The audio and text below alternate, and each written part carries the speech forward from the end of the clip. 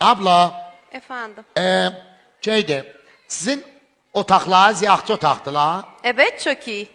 İyili, İyi. iyi, nəmə o iyi gəlir? Beyefendi iyi, güzel. Ha, güzel olsun. Evet. Ha, hala güzel olsun. Teşekkürler. Abla, sizde her şey free'dir, məccanıdır. Evet, burası Yuval. Her şey free. Her şey free, Evet. yaxşı. Dərsətlər necə idi? O nedir? Sağ qapaq da. Nasıl? Elə biz bir daha geçen bir otele gitmiştik. Aslen tutmuydu. Su idi. Pardon beyefendi, anlamadım. Ha, oyda kansalanda anladayım. Bir soyda soyabilir miyim? Evet, buyurun. Siz pasaporttan sonra ayrı şeyde alıyorsunuz. Ne mesela? Mesela kabin kağızı, O ne? siga kağızı, O ne?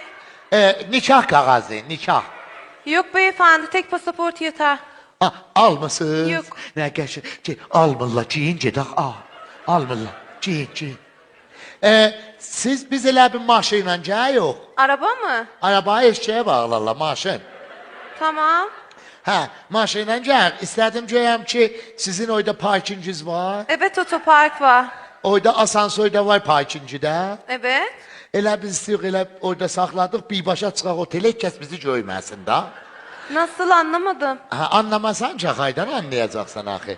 Şeydi, bir də biz bahalı otel tutmuşuq, İyanlı yoxdur da, ha? Beyefendi Nevruz olduğu için çoğu İranlı. Çox İyanlı. Evet. O iş olmadı. Ciyin gedək səyəyinə. Təşəkkürlər abla. Rica ederim.